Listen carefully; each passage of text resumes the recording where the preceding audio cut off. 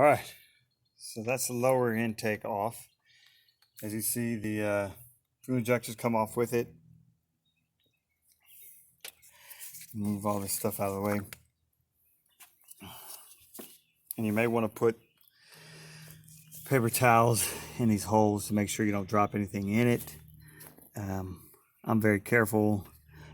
I don't do it, but you can do that just to make sure you don't drop anything in the intake. But so after you took those off, there's this thing, which has 1, 2,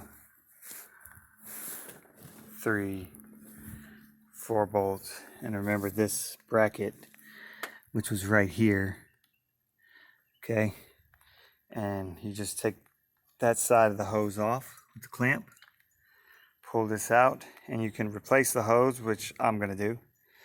But then you can get and replace these intake gaskets.